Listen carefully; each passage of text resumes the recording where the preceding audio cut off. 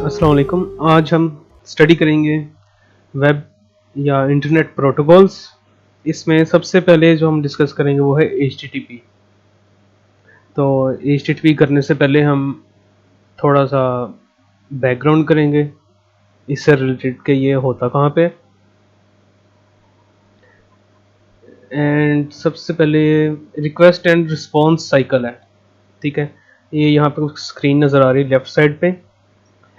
ये समझे ये हमारा कंप्यूटर है यहाँ पे, या इसको हम क्लाइंट साइड भी कहते हैं। तो जब भी ये हम कोई भी वेबसाइट वगैरह टाइप करते हैं ब्राउज़र पे, तो हमारा क्लाइंट साइड क्या है, रिक्वेस्ट भेजता है सर्वर पे। सर्वर क्या है, जो उनसे भी वेबसाइट हम एक्सेस कर रहे हैं उनका सिस्टम, ठीक है। फॉर एग्जांपल ये फेसबुक समझ लें, उनका सर्वर यहाँ पे पड़ा हुआ है। तो हम उनको रिक्वेस्ट भेज रहे हैं जिसमें URL होगा, डिफरेंट और भी चीज़ें होंगी उसमें। और उसके बाद हमें रिक्वेस्ट के बाद में रिस्पॉन्स आता है वहाँ से, ठीक है। उसमें स्टेटस कोड होता है, मैसेज बॉडी होती है। ये चीज़ें हम डिस्कस करेंगे आगे जाके। लेकिन यहाँ पे आप समझ लें कि हम जो क्लाइंट साइड वाले हैं, हम रिक्वेस्ट जनरेट करते हैं जो कि सर्वर पे जाती है ऑनलाइन, एंड सर्वर हमें बैक रिस्पॉन्स देता है। यानी कि जिस तरह दो लोग बातें कर रहे होते हैं, एक यहाँ सवाल करता है और एक जवाब देता है, तो इसको हम कहते हैं रिक्वेस्ट रिस्पॉन्स साइकिल। आगे जाके हम इसको स्टडी करेंगे थोड़ा डीपली। अच्छा, आप लोगों ने आई थिंक नेटवर्किंग में OSI लेयर मॉडल तो पढ़ा ही होगा पहले, ठीक है। ये है ओपन सिस्टम्स इंटरकनेक्शन मॉडल, एक कंसेप्चुअल मॉडल होता है। तो HTTP के बारे में बताने से पहले मैं सोच रहा था कि ये हम गो थ्रू हो जाए जल्दी से, ठीक है, ब्रीफली। तो OSI लेयर मॉडल जो है 7 लेयर्स पे मुश्तमिल होता है। इसमें है application, presentation, session, transport, network, data link and physical. जो एप्लीकेशन लेयर होती है उसमें प्रोटोकॉल्स होते हैं। For example simple mail transfer protocol, या FTP हो गया, या HTTP भी होता है, यहाँ पे लिखा नहीं है, खैर वो भी एप्लीकेशन लेयर में पाया जाता है। उसके बाद प्रेजेंटेशन लेयर है, इसमें हम डाटा जो है कौन सी फॉर्म में हो, फॉर्मेट होती है, इसकी इंक्रिप्शन होती है। इंक्रिप्शन डिक्रिप्शन का तो आपको पता होगा कि डाटा सिक्योरिटी के लिए इंक्रिप्ट होता है, डिक्रिप्ट होता है। इसकी एग्जांपल देख लेते हैं इंक्रिप्शन है क्या। फॉर एग्जांपल एक मैंने वेबसाइट खोली है इंक्रिप्ट करने के लिए डाटा को, ठीक है। मैं अपना नाम लिखता हूँ यहाँ पे, अरसलान अली। इंक्रिप्ट करता हूँ मैं यहाँ से। देखें किसी और लैंग्वेज से मैं अभी ये मेरा नाम, हालांकि इजी सा था यहाँ पे, उसको उसने इंक्रिप्ट कर दिया कि कोई और पहचान नहीं सकता ये क्या लिखा हुआ है, ठीक है। सिर्फ दो लोग जो आपस में कम्युनिकेशन कर रहे हैं, सो वही इसको पहचान सकते हैं। तो क्लाइंट साइड जो है वहाँ पे डाटा इंक्रिप्ट होगा, तो जो सर्वर है वहाँ पे डाटा डिक्रिप्ट होगा। वो कैसे होगा, ये मैंने कॉपी किया यहाँ से, एंड ये सिर्फ दिखाने के लिए, यानी कि पीछे वर्किंग क्या हो रही थी, इसको सिंप्लीफाई करने के लिए। डिक्रिप्ट करते वक्त हम डिक्रिप्ट करेंगे तो ये देखें यहाँ पे मेरा नाम आ गया, हालांकि मैंने इसे ये चीज़ दी थी, लेकिन जो सर्वर है उसने डिक्रिप्ट किया और मुझे ये चीज़ दे दी। तो ये सिंपल सी एग्जांपल है इंक्रिप्शन डिक्रिप्शन किस तरह होती है, ठीक है। तो ये कहाँ पे होती है, ये प्रेजेंटेशन लेयर पे हो रही होती है। फिर सेशन लेयर है, सेशन इसमें स्टार्ट हो जाते हैं। फॉर एग्जांपल आप फेसबुक पे लॉगिन हुए हैं, तो आप शायद एक दिन के लिए लॉगिन और सिस्टम अपना ओपन रखें, तो नेक्स्ट डे दोबारा आप लैपटॉप ऑन करेंगे, लॉगिन होने की कोशिश करेंगे, तो वो आपसे यूज़र नेम ID दोबारा पूछेगा। क्यों? क्योंकि आप एक मखसूस मुद्दत के लिए लॉगिन हुए थे जो फेसबुक है उसके ऊपर। यानी कि उस दिन तो आप बेशक लॉग आउट भी ना हो, वैसे ही जब मर्जी दिल के आप फेसबुक यूज़ कर रहे हो, लेकिन नेक्स्ट डे आपको दोबारा लॉगिन होना पड़ेगा। ऐसा कई वेबसाइट से भी देख सकते हैं। ऐसा क्यों होता है? ऐसा इसलिए होता है, सेशन होता है कि उसमें आपको टाइम लिमिट एक दी होती है उन्होंने, कि उस टाइम लिमिट के अंदर अंदर आपको दोबारा से अपने क्रीडेंशियल्स देने पड़ते हैं वेबसाइट को, ताकि दोबारा से आप उसको यूज़ कर सकें। तो वो जो टाइम लिमिट सी दे रहा होता है वो क्या है, वो सेशंस के थ्रू हमें मिल रही होती है। तो ये सारा कौन हमें यहाँ बताता है, सेशन लेयर में ही होता है, ठीक है, इन्फॉर्मेशन। फिर ट्रांसपोर्ट लेयर है, ये क्या करती है, ये बताती है कि किस वे से डाटा जो है ट्रांसपोर्ट होगा। टीसीपी यूडीपी जो है, टीसीपी जो है आगे जाके हम डिस्कस करेंगे नेक्स्ट लेक्चर में, लेकिन यहाँ ब्रीफली बता देता हूँ कि कनेक्शन लेस होती है, आई थिंक कनेक्शन, हाँ कनेक्शन होती है टीसीपी, ठीक है ना, इसमें कनेक्शन बरकरार रहता है हमारा। जो यूडीपी है वो कनेक्शन लेस होती है, ठीक है। ये दो वेज है डाटा ट्रांसफर या ट्रांसपोर्ट करने के, ठीक है। और किसको ये यूज़ कर रहे थे, पोर्ट नंबर्स को। पोर्ट क्या चीज़ है, पोर्ट ऐसे ही है कि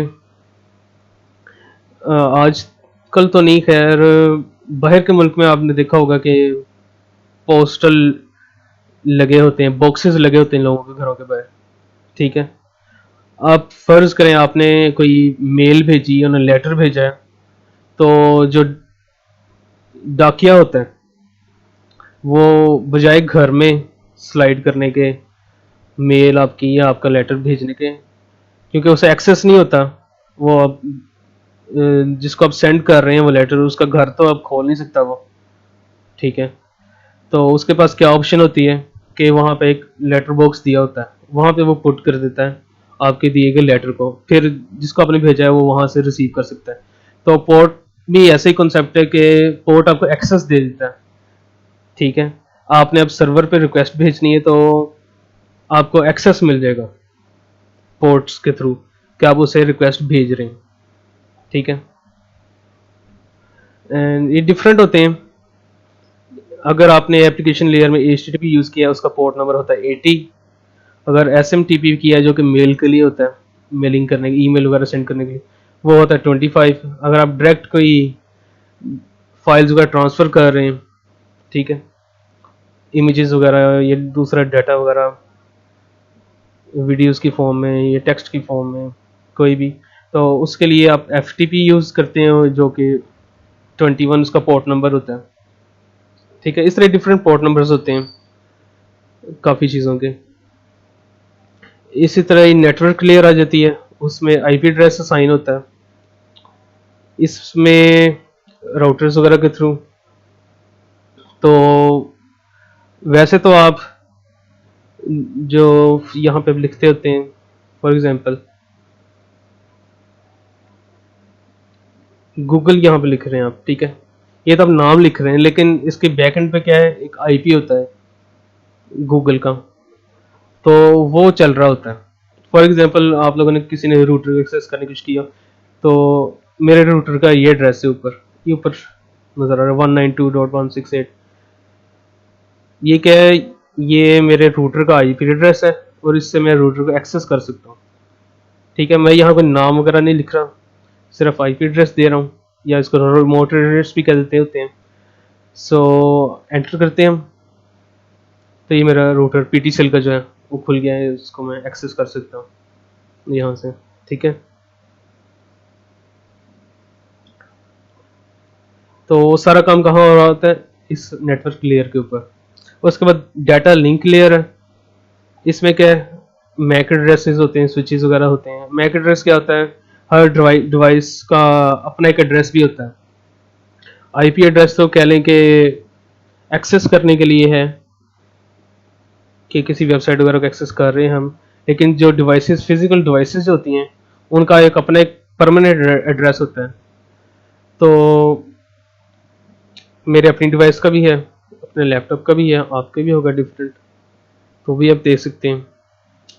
तो सारा काम किस में हो रहा था, डाटा लिंक लेयर में हो रहा था।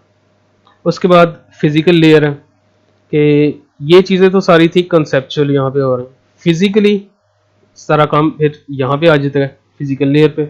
इसमें क्या है, कोई केबल आपने लगाई ईथरनेट की अपने लैपटॉप के साथ या अपने कंप्यूटर के साथ, तो उससे आप डाटा ट्रांसफ़र कर सकते हैं फिजिकली, ठीक है। या अगर वाईफाई वगैरह है, वाईफाई का कार्ड वगैरह लगा है, या अब तो वाईफाई आम है, लेकिन ईथरनेट वगैरह वो भी एग्जांपल के तौर पे है, ठीक है। हब्स वगैरह भी हैं आपने लगाए हुए। तो ये तो है OSI लेयर मॉडल जो कि कंसेप्चुअल मॉडल है। रियल वर्ल्ड में ये यूज नहीं हो रहा होता। क्यों? क्योंकि इससे बेटर चीज़ें आ गई हुई हैं, बेटर मॉडल्स इससे हैं मौजूद। ये सिर्फ कॉन्सेप्ट के लिए, रियल लाइफ में जो हम यूज़ कर रहे होते हैं वो होता है TCP/IP मॉडल। ठीक है, वो भी देख लेते हैं नेक्स्ट स्लाइड में। वो कुछ ऐसा होता है, इसमें 5 लेयर्स होती हैं, 1 2 3 4 5, और OSI में 7 लेयर्स हैं। तो OSI हम क्यों यूज़ कर रहे होते हैं? क्योंकि सारा काम जो OSI का है वो इम्प्लीमेंट हो रहा होता है आज के दौर में भी, लेकिन इम्प्रूव्ड वे में हो रहा होता है इम्प्लीमेंट, जो कि TCP/IP है। उसमें आप देखेंगे ये काफ़ी बड़ा सा बॉक्स है किया हुआ एप्लीकेशन लेयर का, और इसके सामने क्या है? Application presentation session. ये तीनों लेयर्स जो हैं मर्ज होके आई हुई हैं यहाँ पे नंबर 5 पे यहाँ पे, और इस पूरे को हमने नाम दे दिया एप्लीकेशन लेयर। ये फ़र्क है बस OSI लेयर मॉडल में और TCP/IP मॉडल में। बाकी सारे काम वही है, ट्रांसपोर्ट भी है, नेटवर्क भी है, डाटा लिंक, फिजिकल भी है। ठीक है, रियल वर्ल्ड में बस आपने याद रखना है कि TCP/IP मॉडल यूज़ हो रहा होता है।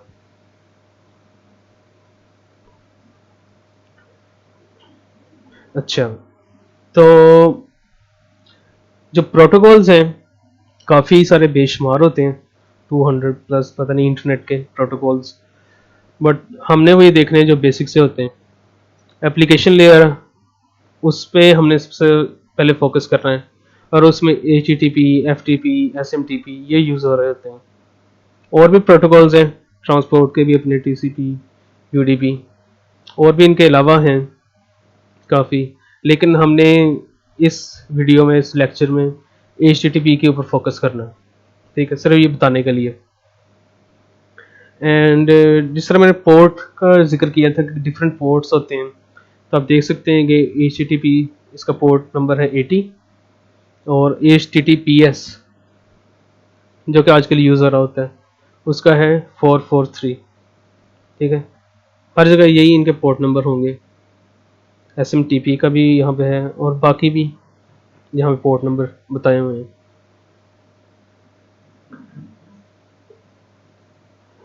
अच्छा, हमने डिस्कस किया कि 5 लेयर्स होती हैं।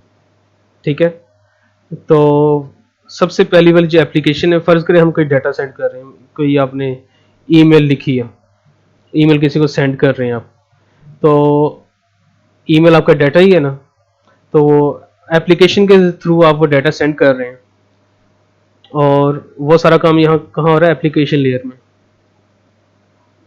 यहाँ से आप देख सकते हैं। ठीक है, प्रोटोकॉल कौन सा हम यूज़ कर रहे होंगे? SMTP यूज़ कर रहे होंगे। ईमेल अगर हम भेज रहे हैं, कोई और काम कर रहे हैं, ब्राउज़र के थ्रू हम एक्सेस कर रहे हैं कुछ, तो HTTP यूज़ होगा।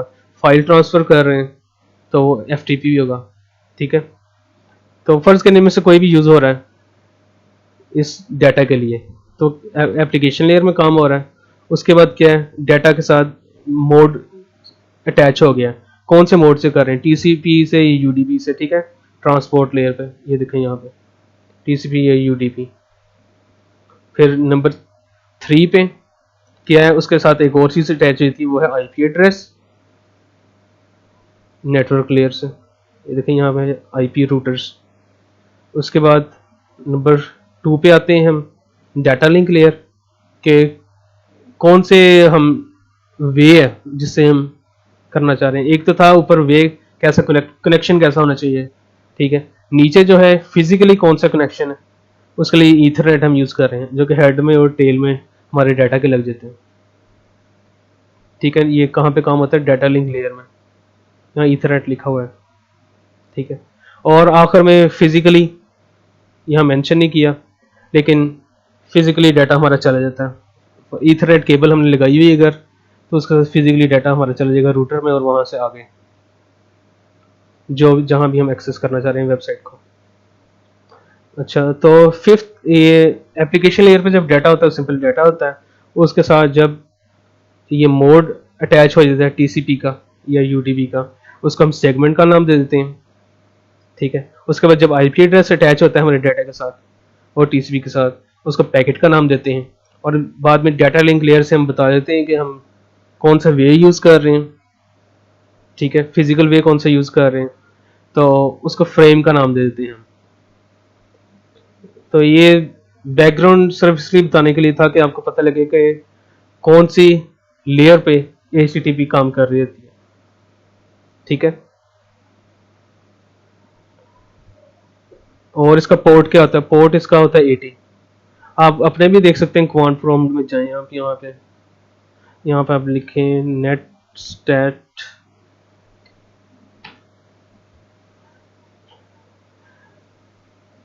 ओके, यहाँ पे प्रोटोकॉल्स आ जाएंगे कौन सी यूज़ हो रहे हैं, TCP एड्रेसेस आ जाएंगे हमारे, और फॉरेन एड्रेसेस जिनको हमने एक्सेस करने की कोशिश की थी।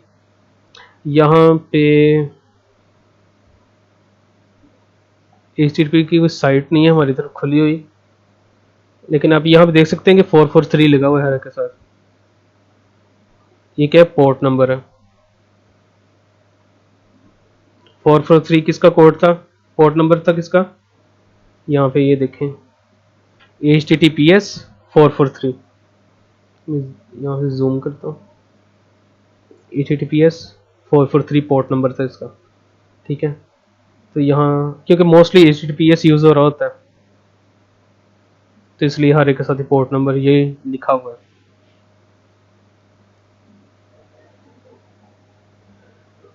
Okay, let's move on. अब हम डिस्कस करने लगे HTTP को इन डेप्थ में। HTTP है क्या, हाइपर टेक्स्ट ट्रांसफर प्रोटोकॉल, इसका एब्रिविएशन है। ठीक है, और हाइपर टेक्स्ट क्या होता है, हाइपर तो हम कह देते हैं ना कि गुस्से वाले इंसान को कोई हाइपर हो रहा है, गुस्से में आ रहा है, लेकिन यहाँ वो मतलब नहीं है। हाइपर टेक्स्ट का मतलब है यहाँ पे कि ऐसा टेक्स्ट जो जिसके पीछे कोई लिंक हो, कोई रेफरेंस हो जिसके पीछे, यानी कि हम कई दफ़ा लिख रहे होते हैं वेबसाइट वगैरह पे, URL एड्रेस दे देते हैं किसी वेबसाइट पे, फिर चले जाते हैं क्लिक करने पे, तो वो यही काम है कि हम कोई एड्रेस दे रहे होते हैं टेक्स्ट के अंदर ही, जो कि किसी और टेक्स्ट के साथ लिंक कर रहा हो, चलिए रेफरेंस दे रहा हो। ठीक है, तो उन मानों में हम हाइपर टेक्स्ट कहते हैं कि ऐसा टेक्स्ट जिसके पीछे कोई रेफरेंस हो, कोई लिंक हो। ठीक है, ट्रांसफ़र, ट्रांसफ़र हम डाटा वगैरह ट्रांसफ़र कर रहे हैं। प्रोटोकॉल, प्रोटोकॉल कह लें कानून है, कोई लॉ है, उसको कहते होते हैं। तो डाटे को या हाइपर टेक्स्ट को ट्रांसफ़र करने वाला कानून, आई डोंट नो कि उर्दू सही की है मैंने इसकी कि नहीं, लेकिन उर्दू में तर्जमा आप बेहतर कर सकते हैं इसका, तो अपनी तरफ कोशिश ही की है मैंने, लेकिन आप समझ ही गए होंगे कि डाटा को हम ट्रांसफ़र कर रहे हैं और उसका प्रोटोकॉल है ये, and this is called hyper text transfer protocol. और ये क्या करता है, कम्युनिकेशन करता है वेब सर्वर्स एंड क्लाइंट्स। ये क्लाइंट्स कौन है, हम लोग। ठीक है, हम एक्सेस कर रहे हैं अपने लैपटॉप से, गूगल को एक्सेस कर रहे हैं, फेसबुक को कर रहे हैं, या और याहू को या यूट्यूब को कर रहे हैं, या ट्विटर को कर रहे हैं, तो हम लोग क्लाइंट्स हैं। वेब सर्वर्स क्या है, जिनको हम एक्सेस कर रहे हैं, इनके गूगल हो गया, फेसबुक हो गई, ट्विटर हो गया, वो सर्वर्स हैं, और हम लोग क्या हैं, यूज़र्स, हम क्लाइंट्स हैं। ठीक है, HTTP के दो पार्ट्स होते हैं, जैसे हमने स्टार्ट में किया था यहाँ पे, रिक्वेस्ट और रिस्पॉन्स। हम यूज़र्स क्या भेजते हैं, रिक्वेस्ट, हमें सर्वर से बैक आता है रिस्पॉन्स। तो HTTP यही काम करती है कि रिक्वेस्ट भेजती है और रिस्पॉन्सेज आते हैं हमें। और क्या क्या चीज़ें आ सकती हैं, हमें पेजेस आ सकती हैं, हमें फॉर्म्स आ सकते हैं, एजेक्स की कॉल्स वगैरह हमें वैसे रिटर्न हो सकती है रिस्पॉन्स में। अच्छा, HTTP इज स्टेटलेस। अब इसका क्या मतलब है, इसका मतलब ये है कि जब भी हम यहाँ पे लिखते हैं, और इसके यहाँ पे google.com लिखूँगा, और एंटर करते साथ ही मैं यहाँ पे youtube.com लिख लेता हूँ, तो अगर तो उसने गूगल को एक्सेस नहीं किया तो वो जल्दी से यूट्यूब मेरे सामने ले आएगा। ठीक है, यानी कि उसे कोई परवाह नहीं मैंने प्रीवियसली कौन सा यहाँ पे लिंक लिखा था, इसे कोई परवाह नहीं होगी। जो लेटेस्ट में लिंक लिखूंगा, यहाँ पे फेसबुक लिख दूंगा, तो उसे नहीं परवाह कि मैंने पीछे गूगल लिखा था, ठीक है। सो सिमिलर जिस तरह ट्रांजेक्शन हम करते हैं, इसमें HTTP में जितने भी हम रिक्वेस्ट वगैरह भेज रहे होते हैं उनका आपस में कोई ताल्लुक नहीं होता, इस तरह के आपस में इंटरफेयर कर रहे हैं। वो सबसे लेटेस्ट जो आपने रिक्वेस्ट भेजी होगी वही आपके सामने आएगी, पीछे वालों को इग्नोर कर देगा वो, ठीक है। इसलिए every request is completely independent और आपस में भी उनका कोई आमना सामना नहीं हो रहा था, ठीक है। अच्छा, यहाँ लिखा है programming local storage cookie sessions are used to create enhanced user experiences. इसका क्या मतलब है? आप जो भी काम कर रहे हैं ब्राउज़र से हम फैच करवा रहे हैं वेबसाइट्स वगैरह, ठीक है। गूगल मैंने ही फैच करवाई है यहाँ पे, या जीमेल फैच करवा रहे हैं, या जो भी आप काम कर रहे हैं,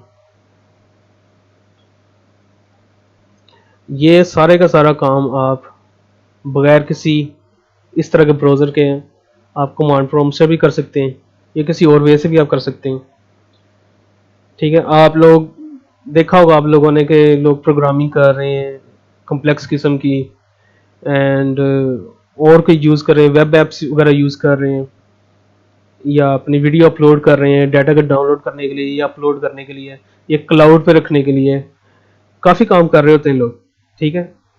लेकिन यहाँ पे कहा गया है कि ये सारी चीज़ें जो हैं सिर्फ यूज़र का एक्सपीरियंस बढ़ाने के लिए हैं, ज़रूरत हमें नहीं है, ठीक है। ये चीज़ एक समझ लें आपके HTTP के थ्रू हम एक काम खुद भी सारे कर सकते हैं, लेकिन हमारे लिए ज़रा कॉम्प्लेक्स हो जाएगा फिर, क्योंकि हमें इसमें प्रोफेशनल होना पड़ेगा, एक कंप्लीट कह लें कि मास्टर, एक गुरु जिसे कहते हैं वो होना पड़ेगा कि हम रिक्वेस्ट भेज रहे हैं और रिस्पॉन्सेज आ रहे हो हमारी तरफ। सो ये जितने भी फ्रेमवर्क्स वगैरह हैं वेबसाइट्स वगैरह के, ये दूसरे वो क्या करते हैं, हमारे यूज़र एक्सपीरियंस को बढ़ाते हैं, हमारे लिए आसानी पैदा करते हैं, ठीक है।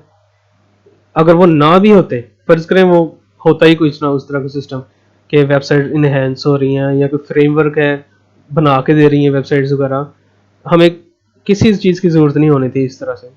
किसी हमने कह लें कि जैसा मेकअप नहीं किया होता, ठीक है, किसी चीज़ को बेटर बनाने के लिए, ये सारा काम इस तरह प्रोग्रामिंग का या कुकीज़ का या ऑनलाइन स्टोरेज वगैरह का, ये सारा काम ऐसे ही है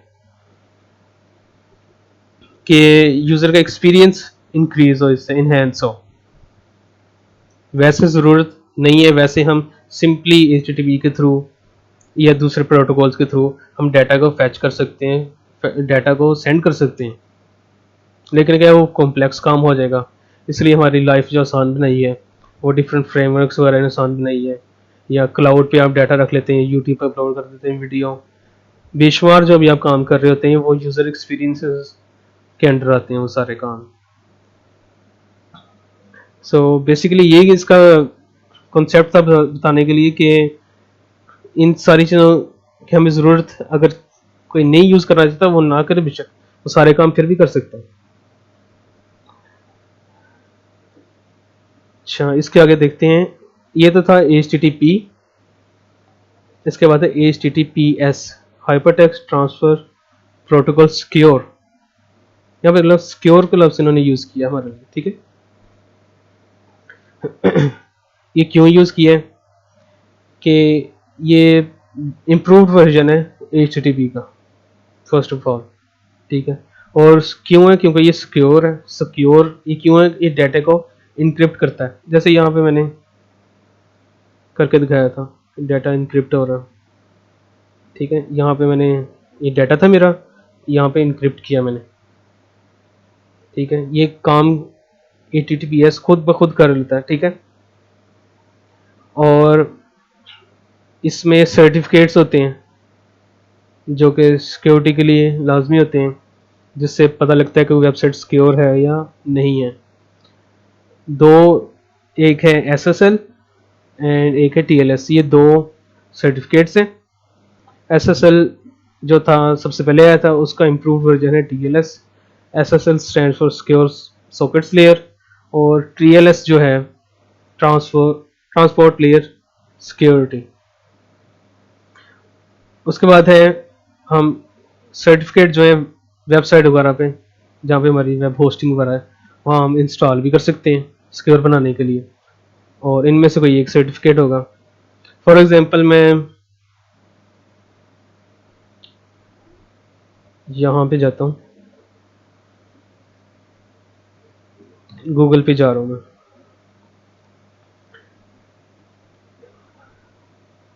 लेट्स सी यहाँ पे क्या आता है। अच्छा, 80 आपको याद होगा, मैंने बताया था किसका पोर्ट नंबर होता है। पोर्ट डालने के लिए हमें ये कॉलन डालने पड़ते हैं साथ में पोर्ट नंबर, ठीक है। 80 जो है वो क्या है, HTTP का पोर्ट नंबर है।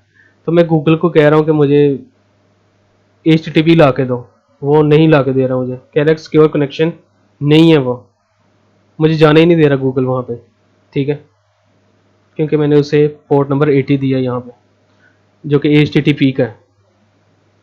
443 दूँ जो कि HTTPS का है। तो आप यहाँ पे देख सकते हैं गूगल खुल गया, कोई एरर नहीं है। पहले क्या था, एरर आ रहा था, ठीक है यहाँ पे। और ये आप देख सकते हैं ऊपर ये बार जो है यहाँ पे लिखा है व्यू साइट इन्फॉर्मेशन, यहाँ एक्सप्लेनेशन मार्क सा है, यहाँ हम क्लिक करेंगे तो ये लिखा है your connection to this site is not secure. आजकल के दौर में तो तकरीबन सारी साइट्स HTTPS के ऊपर जा रही हैं, लेकिन कई आपको ऐसे भी मिलेंगे जो कि नहीं गई, ठीक है, वो सिक्योर्ड नहीं है, उन्होंने सर्टिफिकेट कोई नहीं यूज़ किया अपनी वेब होस्टिंग के ऊपर। तो उनके ऊपर ऐसा एक्सप्लेनेशन मार्क आपको नज़र आएगा, या रेड कलर की कोई चीज़ यहाँ पे बनी आएगी आपके। मैं क्रोम यूज़ कर रहा हूँ इसलिए मेरे यहाँ पे इस तरह, आप कोई और ब्राउज़र यूज़ कर रहे हो आपके कोई और साइन होगा, तो वहाँ आपको बता देगा कनेक्शन सिक्योर नहीं है, ठीक है। लेकिन अगर मैं HTTPS खोलूँ, यहाँ पे जाऊँ तो एक लॉक का निशान यहाँ पे बना है, ताला यहाँ पे बना हुआ, ठीक है। इसको मैं क्लिक करूँगा, लिखा है कनेक्शन इज सिक्योर, सही हो गया। नीचे यहाँ पे लिखा है सर्टिफिकेट वैलिड, यानी कि इसको एक सर्टिफिकेट मिला है जिसकी बेस पे सिक्योर है गूगल का लिंक। इस तरह आप ये भी देख सकते हैं कौन सी वेबसाइट सिक्योर है कौन सी नहीं है। कई दफ़ा आपने क्रेडिट कार्ड के थ्रू या डेबिट कार्ड के थ्रू आप शॉपिंग कर रहे थे ऑनलाइन वगैरह, तो आपने चेक करना था कौन सी वेबसाइट सिक्योर है कौन सी नहीं। सिंपली आप उसके यहाँ पे हैं, सर्टिफिकेट के ऊपर क्लिक करें तो इन्फॉर्मेशन मिलना शुरू हो जाएगी आपको कि सर्टिफिकेट किसने दिया था। ये GTSCA 101, ये कोई अब ऑर्गेनाइजेशन है, ये कंपनी है जिसने इशू किया है सर्टिफिकेट किसको, गूगल को, ठीक है। सो इससे आप इंफॉर्मेशन ले सकते हैं सर्टिफिकेट किसका है, कौन सी कंपनी ने दिया है। आप ये सर्च करके भी देख सकते हैं कंपनी वैलिड भी है कि नहीं, और यहाँ पे एक्सपायरी भी दी हुई है, सर्टिफिकेट का भी एक्सपायर होगा, ठीक है। ये तब लिया गया था और ये 8th मंथ को 18 तारीख को 2020 में एक्सपायर होगा। यहाँ से आप चेक कर सकते हैं कि वेबसाइट सिक्योर है कि नहीं। तो ये चीज़ किसके थ्रू हुई, ये HTTPS के थ्रू हुई, ठीक है, जिसका पोर्ट नंबर क्या है 443। अच्छा, HTTP जो है उसमें मेथड होते हैं। मेथड क्या है, मेथड वो एक्शंस जो हम HTTP से ले सकते हैं, कौन कौन से हैं, गेट का, पोस्ट का, पुट का, डिलीट का। गेट से क्या होता है, डाटा हम रिट्रीव कर सकते हैं सर्वर से। पोस्ट है, हम डाटा सेंड कर सकते हैं सर्वर को, ठीक है।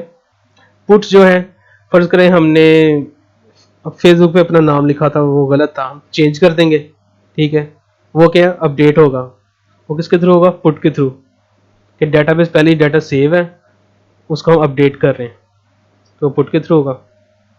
कोई आपने वीडियो वगैरह अपलोड किया आपको, या पोस्ट आपने की, आपको नहीं पसंद है डिलीट करेंगे, वो किसके थ्रू हो रही होगी, डिलीट के थ्रू।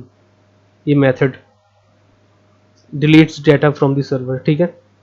ये सिंपल सा कंसेप्ट है, ये 4 इसके मेथड्स हैं। अब हम स्ट्रक्चर देख लेते हैं। HTTP जो मैसेज भेजता है, यानी कि रिक्वेस्ट के या रिस्पॉन्स उसे जो आता है उसका स्ट्रक्चर किस तरह का होता है, उसको हम HTTP मैसेजेस कहते होते हैं। ठीक है, टिपिकली स्ट्रक्चर ऐसा होता है कि एक स्टार्ट लाइन है, फिर हेडर्स शुरू होते हैं, फिर बॉडी शुरू होती है। ठीक है, तो हम स्टार्ट लाइन देखते हैं, वो क्या है। स्टार्ट लाइन में सबसे पहले मेथड, जो हम पहले डिस्कस कर चुके हैं, 4 मेथड्स हैं, उनमें से कोई एक मेथड यूज हो रहा है, वो यूज हो रहा होता है। बाद में URI, URI का भी हम डिस्कस करेंगे, URI है क्या। जिस तरह हमने URL देखा होगा, यूनिफॉर्म रिसोर्स लोकेटर, अभी वही ज़हन में रख लें आप। ठीक है, ये आगे जाके भी करते हैं डिस्कस हम। उसके बाद HTTP वर्जन, HTTP के वर्जन 1.0 और 1.1 भी है, आगे डिफरेंट और वर्जन हैं। 2.0 भी है वर्जन HTTP का, जो कि 2015 में आ गया था।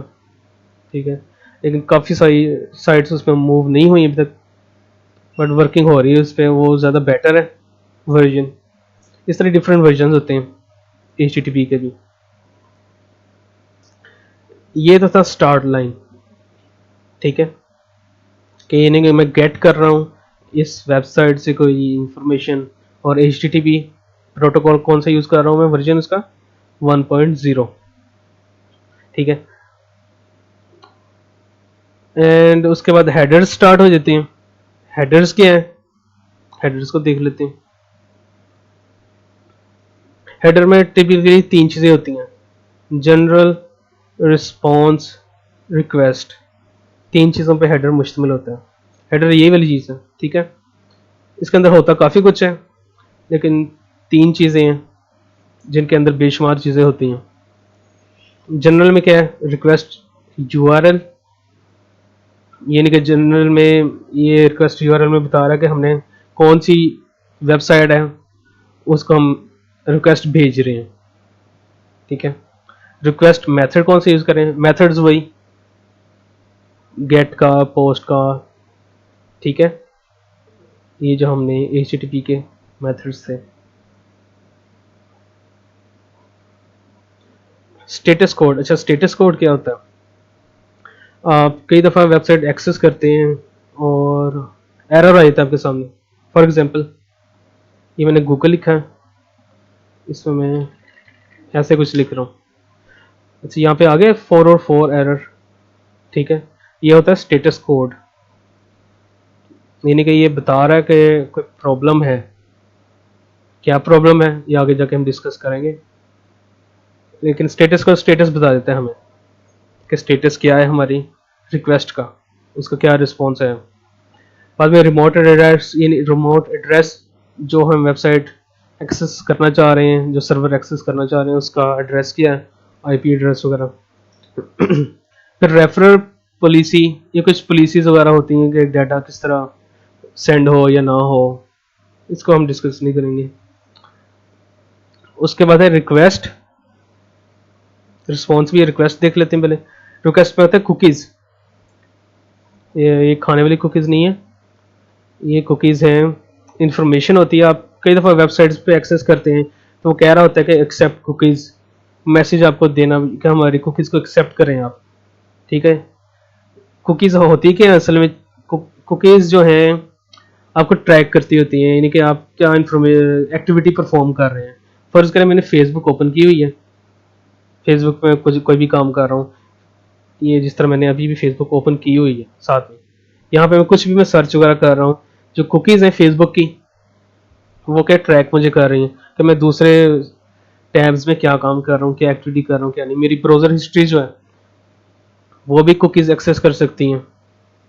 सो कई वेबसाइट हैं जिन पे आपको डाउट हो कि नहीं भाई ये ठीक नहीं है, तो उनकी कुकीज़ आपने एक्सेप्ट हरगिज़ नहीं करनी। ठीक है, क्योंकि वो आपको आपकी एक्टिविटी जो है उसको देख सकते हैं, वो कि आप क्या परफॉर्म कर रहे हैं एक्टिविटी। ठीक है, इसलिए जो सिक्योर्ड साइट्स हैं जिन पे आपको ट्रस्ट है, सिर्फ उन्हीं की कुकीज़ को आपने एक्सेप्ट करना है। और या कुकी पॉलिसी वो बता रहे होते हैं छोटा सा लिख के कहीं पे कि कुकी हमारी पॉलिसी क्या है, वो सर्वर वाले या वेबसाइट वाले वो भी रीड कर लें आप कि उन्होंने क्या रूल्स वगैरह बीच में बताए हैं, क्या क्या इन्फॉर्मेशन वो आपकी चेक कर रहे होंगे, क्या नहीं चेक कर रहे होंगे। तो सारा काम उसके थ्रू वो कर रहे होते हैं।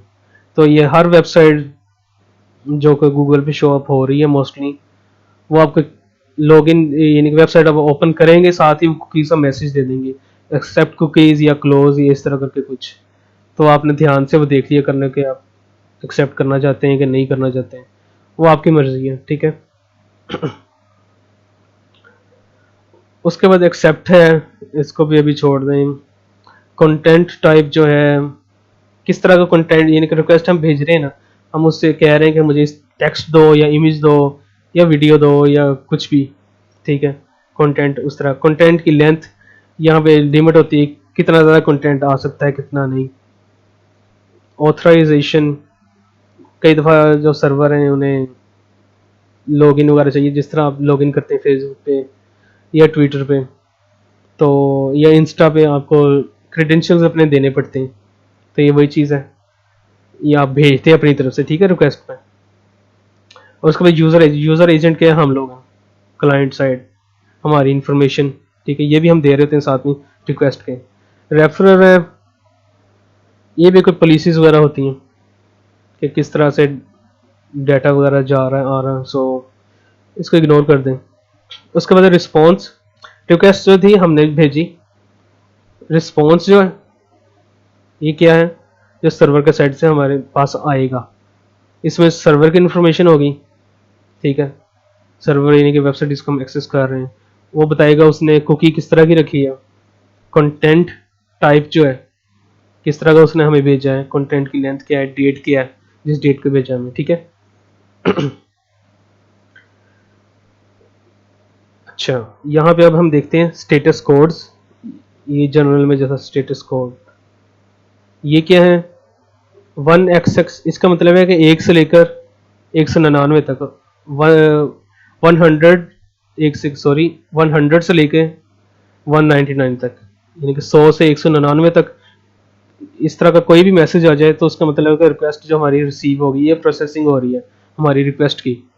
इस तरह 200 से 299 तक, इसका मतलब है कि रिक्वेस्ट जो है हमारी कंप्लीट हो गई सक्सेसफुली, ठीक है। 300 से 399 तक रिक्वेस्ट जो है हमारी, जो हमने भेजी थी, रीडायरेक्ट हो गई है या कोई और एक्शन परफॉर्म हो चुका है। फिर 400 से 498 तक कोई मैसेज आ जाए हमारे पास, तो इसका मतलब है कोई मसला हो गया है, कोई प्रॉब्लम हो गई हमारी तरफ से, ठीक है, क्लाइंट एरर। जिस तरह मैंने अभी आपको दिखाया था, ये मैंने अजीबो गरीब सा यहाँ पे कुछ लिख दिया और गूगल को कहा इसको देखो ज़रा, तो कह रहा है यहाँ पे कुछ भी नहीं है जब एक्सेस करना चाह रहे हैं, तो उसने मुझे एरर दे दिया 4 और 4 का, 4 और 4, ठीक है। इसका क्या मतलब है कि मेरी तरफ से कोई एरर, यानी कि मैंने अपनी तरफ से ही अजीबोगरीब कुछ लिख दिया था, मुझे पता है, जानबूझ के मैं ये लिख रहा था, कई दफ़ा अनजाने में भी लिख सकते हैं हम, ठीक है। यानी कि मसला मेरी तरफ से, मेरी साइड से, क्लाइंट साइड से, ये वही फिर एरर्स बताते होते हैं ये वाले, ठीक है। बाद में 500 से अबव जो हैं वो सर्वर की तरफ से एरर्स होते हैं कि गूगल की तरफ से रिक्वेस्ट हैंडल नहीं हुई या कोई और मसला हो गया, तो सर्वर साइड एरर्स हैं, ठीक है। कुछ एग्जांपल्स उन्होंने दिए हैं, अगर 200 हो जाए इसका मतलब ओके, रिक्वेस्ट कंप्लीट हो गई, ओके क्रिएटेड 201। इसी तरह ही 400 हो, बैड रिक्वेस्ट है, 404, ये आप सब ने देखा होगा, नोट फाउंड, इस तरह यहाँ पे आ रहा है। 500 है, कई दफ़ा वेबसाइट जो है आपने देखा होगा बिजी होती है, आप रिजल्ट देख रहे होते हैं स्टूडेंट्स वगैरह का, एक्सेस नहीं कर पा रहे होते अब सर्वर को, ठीक है। आपका फॉल्ट नहीं होता, क्लाइंट का, सर्वर का फॉल्ट होता है वहाँ पे, ठीक है। तो वो 500 की कैटेगरीज में वो स्टेटस आ सकते हैं कोड। अच्छा, जिस तरह हमने डिस्कस किया था HTTP का वर्जन, तो HTTP 2 भी आया हुआ है, ठीक है, 2015 से आया हुआ है, और ये इम्प्रूव्ड वर्जन है HTTP का। मेजर इसमें रिवीजन क्या है ये देखते हैं अभी।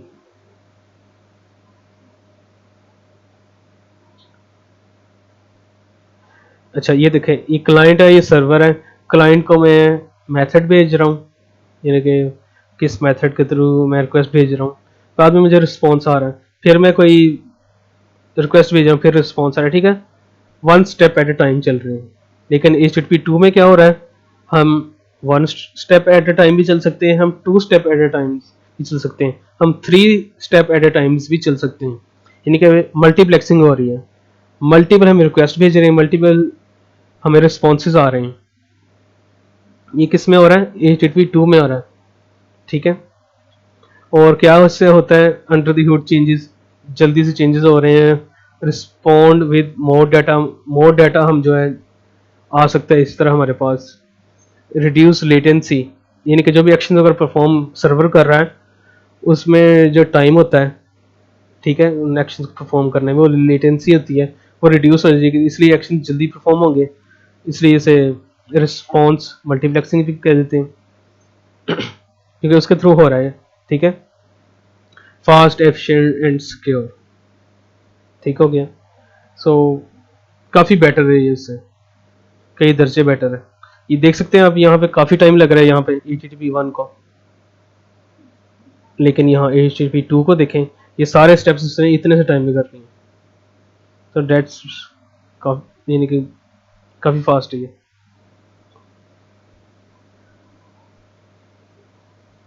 अच्छा, उसके बाद URI मैंने यहाँ पे आपको कहा था कि इसको अभी आप रहने दें, URL समझ लें इसको। ठीक है, जिस तरह हम लिखते होते हैं ये एड्रेस, ये मैंने ऊपर जो लिखा है URL होता है। ठीक है,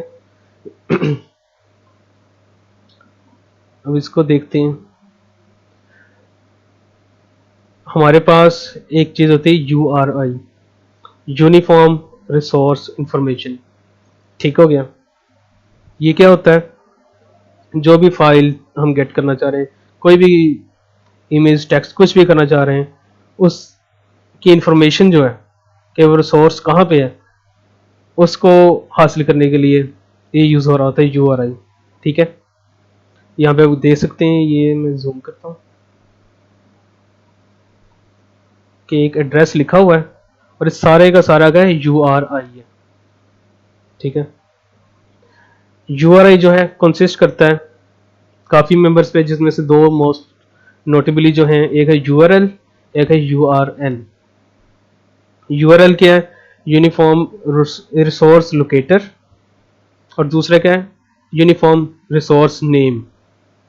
फ़र्क क्या है इनमें, यानी कि URI ने जो चीज़ यूज़ करनी है एक्सेस करने के लिए, वो दो चीज़ें हैं, URL या URL नेम।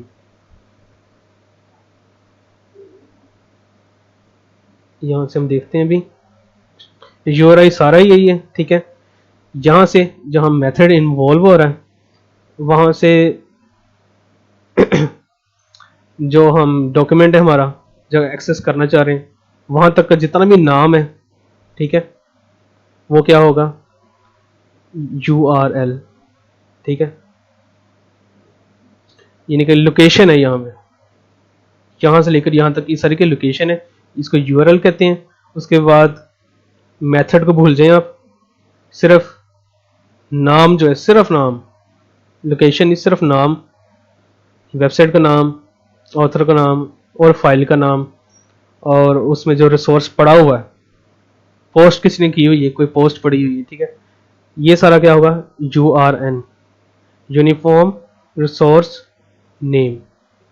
ठीक है, ये देखिए, फिर से एक दफ़ा देख लें। यूनिफॉर्म रिसोर्स लोकेटर जो है सिर्फ लोकेशन बता रहा है और मेथड बता रहा है, लोकेशन फाइल की। ठीक है, यहाँ एंड मेथड यहाँ HTTP है, ये HTTP के अलावा यहाँ FTP भी हो सकता है, या SMTP भी हो सकता है, कुछ भी हो सकता है, जो सा भी प्रोटोकॉल यूज़ कर रहे हैं आप, लेकिन URL क्या है, इसको इंक्लूड कर रहा था अपने अंदर। ठीक है, उस डॉक्यूमेंट तक। और जो URN है वो क्या है, सिर्फ नाम पिक कर रहा होता है उस डॉक्यूमेंट का, और डॉक्यूमेंट के अंदर जो रिसोर्स यूज़ हो रहा है। सो आई होप कि कुछ इसका आइडिया हो गया होगा, लेकिन डिस्कस हमने URI करना है या URL ही करना है, इसलिए ये समझ लें कि URI पेरेंट है और उसके चाइल्ड हैं URL URN। ठीक है, ये कॉन्सेप्ट के लिए था, देखते हैं इसको आगे।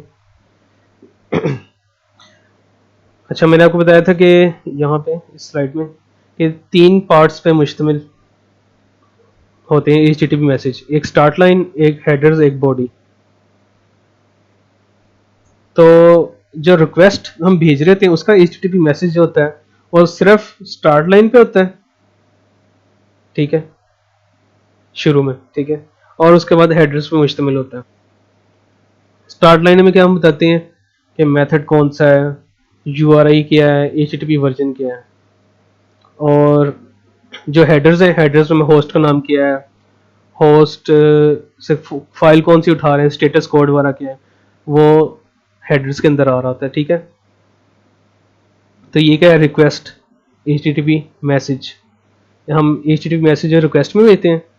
जो रिस्पॉन्स आता है हमें, रिस्पॉन्स में क्या है, हमारे पास स्टार्ट लाइन है, ठीक है, उसके बाद हेडर है, उसके बाद बॉडी है। यहाँ पे बॉडी क्यों है, क्योंकि हमने कोई पेज वगैरह मांगा था उससे, ठीक है ना, रिक्वेस्ट हमने की थी कि ये मुझे कोई पेज है ये दो। तो जब रिस्पॉन्स सर्वर से हमें आएगा, ठीक है, वो हमें HTTP का वर्जन देगा, स्टेटस कोड देगा, स्टेटस क्या है, जैसे कि यहाँ पे ओके लिखा हुआ, ठीक है, 200 ओके। फिर वो हेडर्स देगा और साथ में बॉडी देगा। बॉडी के अंदर क्या होगा, वो पेज होगा जो हमें दे रहा है, प्रोवाइड कर रहा है, जो हम ब्राउज़र पे देख सकते हैं, ठीक है। इसको हम ब्राउज़र में भी जाके देखेंगे ज़रा और समझ लगे इसकी, ठीक है। एंड मैं अपनी फेसबुक को ओपन करता हूँ। इसको राइट क्लिक किया मैंने, इंस्पेक्ट,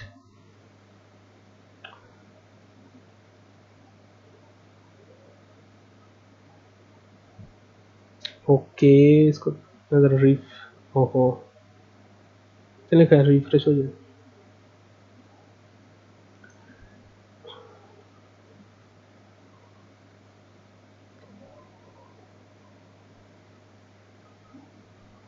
अच्छा, ये मेरी फेसबुक जो है रिफ्रेश हो रही है।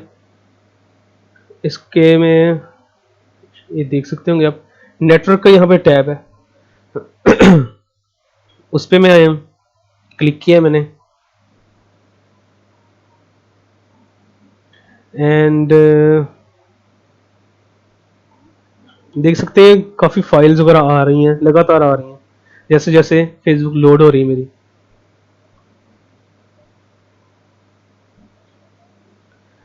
सबसे पहली जो फाइल होती है डॉक्यूमेंट होता है, पूरा का पूरा डॉक्यूमेंट, ठीक है, एंड उसके बाद स्क्रिप्ट कोई लोड हुई, कोई जावा स्क्रिप्ट वगैरह, स्टाइल शीट, कोई CSS की फाइल लोड हुई है, ठीक है।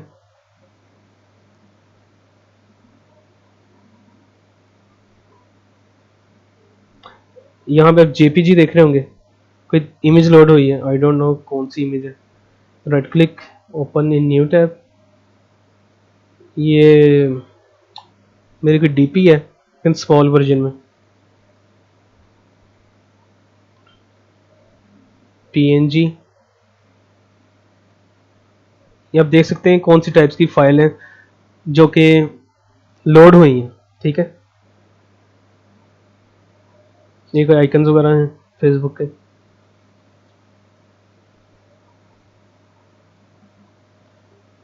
अच्छा, हमने हेडर्स देखने थे जो हम डिस्कस कर ही जा रहे हैं, लेकिन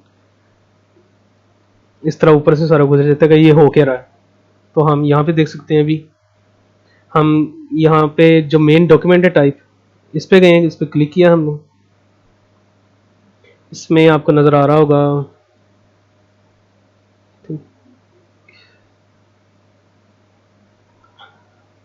यहाँ जर्नल का एक टैब है, ठीक है, उसके बाद रिस्पॉन्स हेडर्स, रिक्वेस्ट हेडर्स, ठीक हो गया। जर्नल में देख लेते हैं क्या क्या चीज़ें शामिल हैं। रिक्वेस्ट URL, ठीक है, ये जो हमने यहाँ पे डिस्कस किया था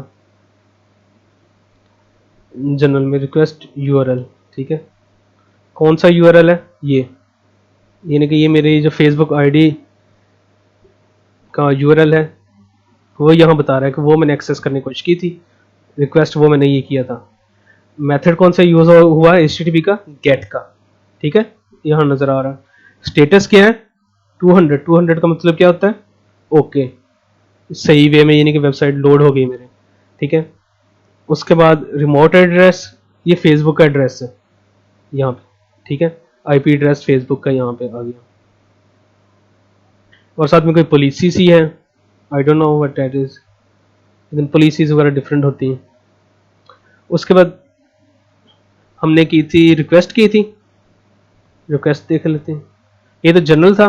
उसके बाद रिक्वेस्ट, यानी कि हमने अपनी तरफ से क्या रिक्वेस्ट भेजी थी कि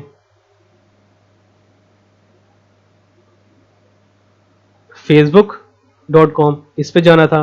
मेथड कौन सा यूज़ करना था, गेट पाथ, ये थी, ये मेरे ये दिखते हैं आप यहाँ फेसबुक पे पाथ क्या, ये यहाँ लिखी हुई है। स्कीम का यूज़ किया हमने HTTPS, ठीक है, यानी कि ये प्रोटोकॉल हमने यूज़ किया। एंड एक्सेप्ट हमने क्या किया, टेक्स्ट HTML की फाइल हमने एक्सेप्ट की है, ठीक है। और सिर्फ यही नहीं, इसमें और भी हैं डिफरेंट, XML भी है, इमेजेस भी हैं, एंड कुकी, ठीक है, ये कुकी बीच में शामिल है जिसके थ्रू फेसबुक डिटेक्ट कर सकती है कि मैं कौन से टैब्स वगैरह खोले हुए हैं। एंड यूज़र एजेंट, यानी कि ये मैं हूँ। एंड वैसे तो मैं क्रोम यूज़ कर रहा हूँ, लेकिन इसने क्रोम भी यहाँ मेंशन किया हुआ है, ठीक है, क्योंकि वेबसाइट्स वगैरह जो हैं वो मल्टीपल ब्राउज़र्स के लिए बनी होती हैं, इसलिए सारे ब्राउज़र को ये सपोर्ट कर रही होती है, इसलिए उसने एहतियातन कह लेंगे सारे ही ब्राउज़र्स दे दिए जो उसे लगा कि मेरा ब्राउज़र है, जो फेसबुक को लगा मेरा ब्राउज़र है वो उसने हमें सेंड कर दिया। जो मेरा पीसी है, ये लैपटॉप है, उसमें विंडोज़ 10 है, X64 ये इंस्टॉल हुई है, ठीक है। उसके बाद व्यू पोर्ट है, यानी कि मेरा ये जो मेरी स्क्रीन है इसका रेजोल्यूशन है 1366 इंटू समथिंग, तो विड्थ उसने बता दी है रेजोल्यूशन की मेरे, ठीक है, इस हिसाब से वेबसाइट लोड हुई है। कोई और रेजोल्यूशन होता है उस हिसाब से वेबसाइट एडजस्ट होकर लोड हो जाती, क्योंकि रिस्पॉन्सिव है, ठीक है। ये तो थी रिक्वेस्ट।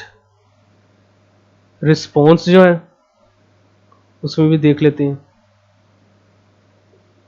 रिक्वेस्ट क्योंकि हम सेंड करते हैं, रिस्पॉन्स जो है उसने हमारे व्यू पोर्ट को देख लिया, किस तरह का हमारा व्यू पोर्ट था, ठीक है। कंटेंट टाइप किस तरह का था हमारा, HTML था। कैरेक्टर सेट जो था UTF-8 की इनकोडिंग थी हुई। डेट है, एंड कुकी है, ठीक है, एंड स्टेटस भी है इसमें, बंच ऑफ अदर स्टफ भी है। तो ये एक जनरल व्यू था देखने का कि असल में बैकएंड पे हो क्या रहा होता है HTTP के, और क्या क्या इन्फॉर्मेशन हमें मिल रही होती है। तो हमने थ्योरी भी देख ली और प्रैक्टिकली भी ये देख लिया। किसी के नेटवर्क टैब पे ये सारी इन्फॉर्मेशन ना आ रही हो अगर, तो वो ये नेटवर्क खोल के दोबारा वेबसाइट को रिफ्रेश करेगा, तब सारी इन्फॉर्मेशन आ जाएगी आपके, ठीक है।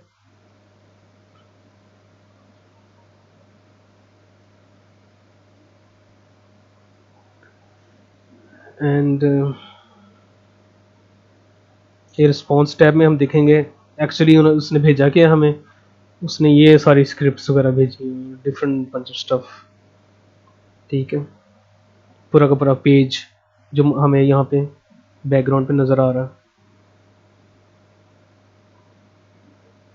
ऑलराइट, अच्छा, तो हम इसको हम सम अप कर लेते हैं जो भी हमने किया सारा कुछ।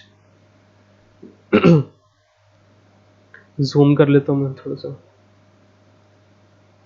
कि HTTP क्या है, TCP/IP based application layer. TCP/IP model जो हमने देखा, ठीक है, उसकी एप्लीकेशन लेयर उसमें यूज हो रहा होता है, उसका प्रोटोकॉल है ये, ठीक है। That allows web based applications to communicate and exchange data, यानी कि ऐसी एप्लीकेशन जो वेबसाइट इंटरनेट के साथ कनेक्टेड हैं वो अपना डाटा वगैरह कम्युनिकेट कर सकती हैं, शेयर कर सकती हैं। The computer that the computers that communicate via the HTTP must speak the HTTP protocol.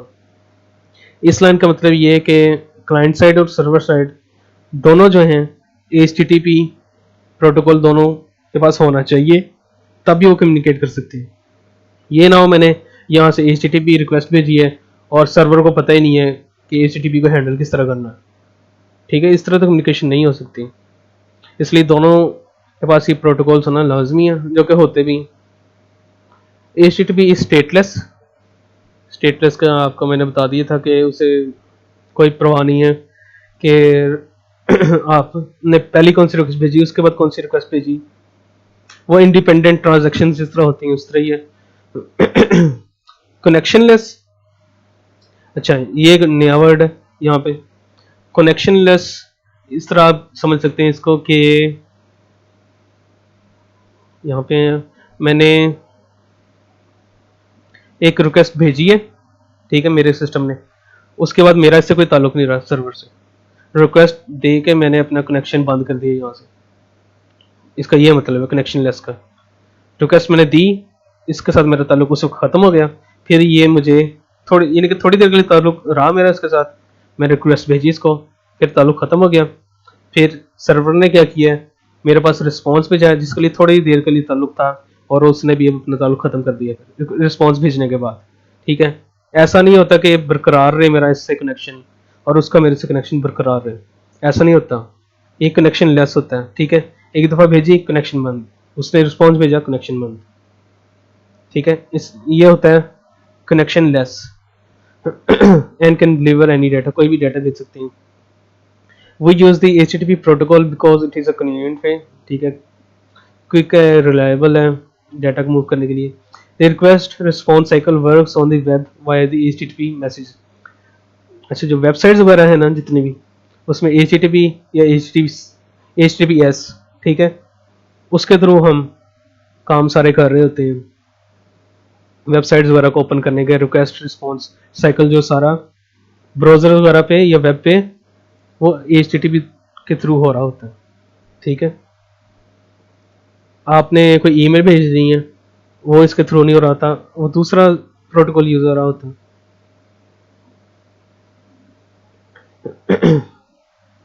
HTTP message contains 3 sections, जो कि आपको मैंने यहाँ दिखाया था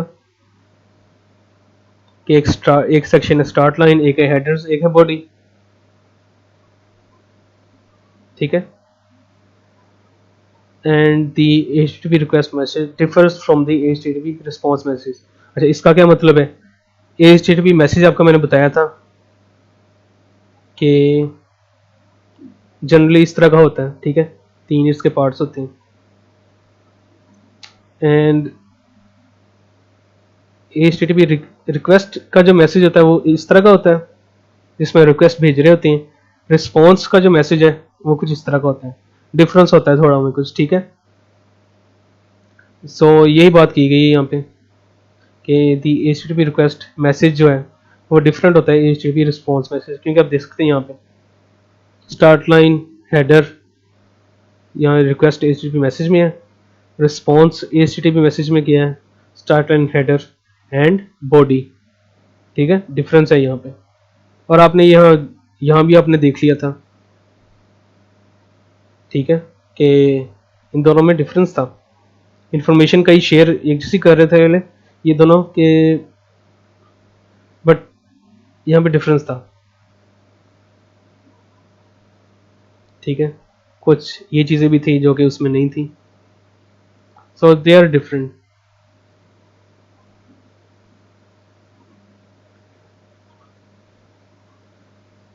सो आज के लिए ये HTTP का हमने प्रोटोकॉल किया, सिर्फ अभी ये फर्स्ट वन किया है, इसके बाद हम और भी मज़ीद देखेंगे। एंड इस तरह हमारा फिर जो वेब इंटरनेट प्रोटोकॉल्स हैं वो सेक्शन कंप्लीट हो जाएगा।